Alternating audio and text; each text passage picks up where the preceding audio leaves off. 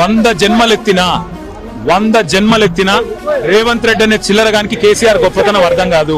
రేవంత్ రెడ్డి గురువు, ఆయన జేజమ్మతోనే కొట్లాడినోడు కేసీఆర్, ఆ జేజమ్మని ఇక్కడి నుంచి తరిమేసినోడే కేసీఆర్.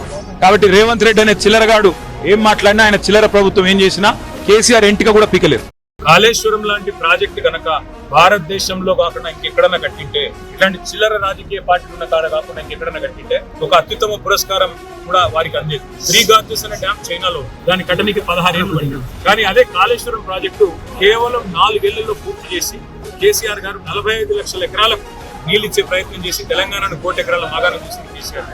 అందుకే ఈ రోజు కేసీఆర్ గారి మీద ఏదైతే కక్ష సాధింపు చర్యలు బీజేపీ కాంగ్రెస్ కలిసి చేస్తున్నాయి, దున్నపోతు ఈనిందని ఒకడంటే దుడ్డను కట్టేమని ఇంకోడన్నట్టు 100 కంపోనెంట్ ఉండే కాళేశ్వరం ప్రాజెక్టులో ఒక్క కంపోనెంట్ లో, ఒక్క మేడిగడ్డ బరాజ్ లో 2 పిల్లర్లకు పగుళ్ళు వస్తే అది కూడా కాంగ్రెస్ వాళ్ళే లుచ్చా పనులు చేస్తుంటారని నా నమ్మకం. ఈ రోజు కూడా ఖచ్చితంగా ఇవాళ కేసీఆర్ గారిని బదనాం చేయాలనే కుట్ర ఏదైతే కాంగ్రెస్ బీజేపీ చేస్తున్నారో, కమిషన్ ముందు కూడా విచారణలో నిజాలు బయటకు వస్తాయి.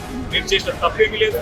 అట్లాగే రేపు ప్రజాక్షేత్రంలో కూడా తప్పకుండా ప్రజలు తిరుగులేని విధంగా ఈ పార్టీలకు సమాధానం ఇస్తారని మనం. ఏడాదిన్నర కాలంగా ఒక ప్రాజెక్టు డిపిఆర్ గానీ, కనీసం శంకుస్థాపన గానీ, ఒక ఇటుక పెట్టి కట్టి దాఖలా లేవు. ఎట్లా చూస్తారు కాంగ్రెస్ పార్టీ? ఎట్లా చూసేదేముంది, కూలగొట్టడానికి వచ్చింది తప్ప కట్టనికి రాలేదు. ఈ పేదల ఇండ్లు కూలగొట్టడం, ఇట్లాంటి ప్రాజెక్టులు కూలగొట్టడం, విధ్వంసకరమైన ఆలోచనలు, రాజకీయ వేధింపులు, కక్ష సాధింపు తప్ప ఈ సన్నాసికి ఏమి చేత కాదని అర్థమవుతా ఉంది. అందులో అర్థం కాకపోవడానికి